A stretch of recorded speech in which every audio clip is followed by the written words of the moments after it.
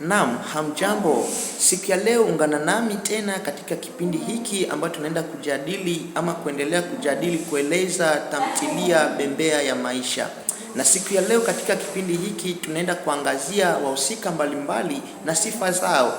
Mhusika wa kwanza ni Sara. Sara ni mke wa Yona na mama ya Neema, Asna na Salome. Yeye ameelekeza kama mwanamke mvumilivu katika jamii. Tunasema ni mvumilivu maana amebeba masimango ya wanakijiji kwa kutopata mtoto wa kiume, na pia alivumilia ulevi na vipigo vya mumewe ambaye ni Yona. Tunapata sifa ya pili ya kwamba yeye ni mwenye upendo na mwenye bidii.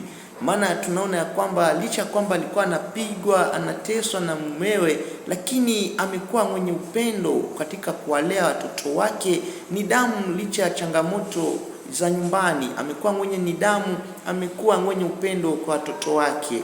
Pia sifa nyingine ni mwenye matumaini. Licha ya kwamba aliugua katika ugonjwa na magonjwa mengine ya ndoa, ya kupigwa na hata mkamwelekeza magonjwa mengine ya mwili, Sara amekuwa mwenye matumaini. Licha hayo yote, yeye ameendelea kutembea na kuwa pamoja na bwanake ama mumewe katika maisha yake. Mhusika mwingine wa pili tunapata ni Yona, ambaye Yona ni mumewe Sara. Huyu ameelekezwa kama mabadiliko ya mhusika kutoka kwa adilifu hadi upotovu na hatimaye majuto. Huyu Yona, sifa zake unakuta kwamba alikuwa mlevi. Ulevi ni sifa ambayo imejitokeza sana katika maisha ya Yona. Kama sifa zake, alipoteza kazi yake ya walimu kutokana na ulevi alipopindukia.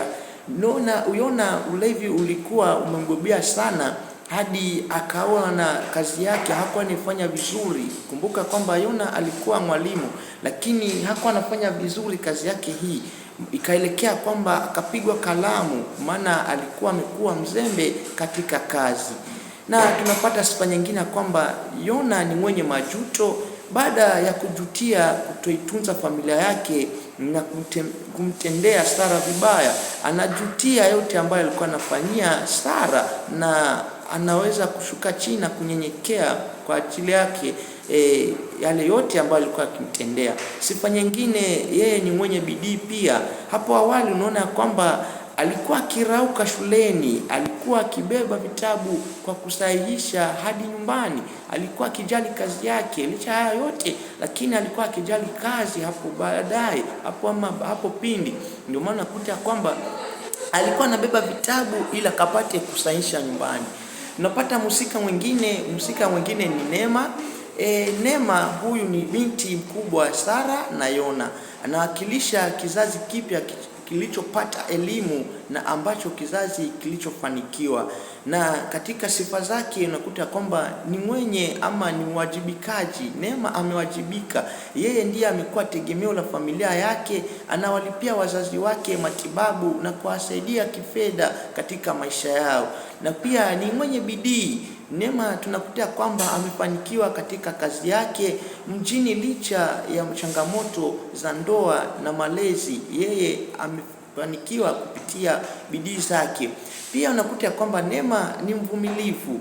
Anavumilia alinusurika ajali ya barabarani na anaendelea kukabiliana na mikazo ya maisha ya kisasa. Mtu mwingine ama mhusika mwingine tunapata ni Bunju.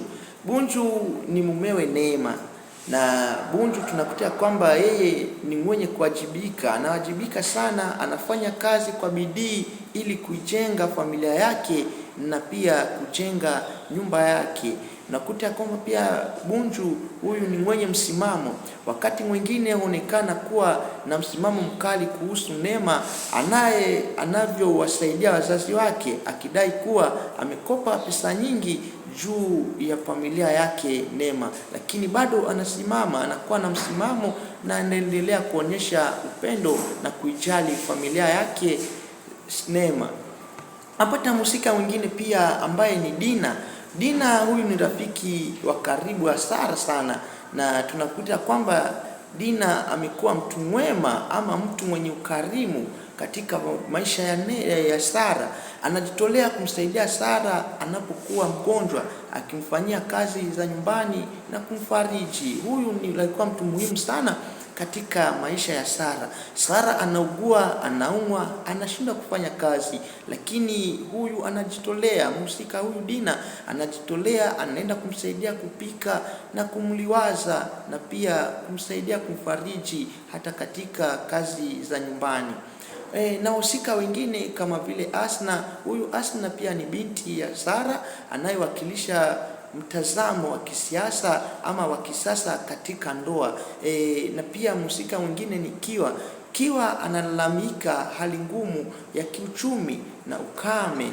So katika maisha ya wahusika hawa wote wameunganishwa ama wote wamejadiliwa kuendeleza tamthilia hii Bembea ya Maisha. Wameonyesha jinsi maisha yao yamepanda na maisha yao yameshuka, na ndiyo raha ya Bembea na pia ndiyo raha ya maisha. Asanteni sana, usisahau kuungana nami katika kipindi chengine. Karibuni. Usisahau mwalimu wako mpendwa, Mwalimu Nicholas.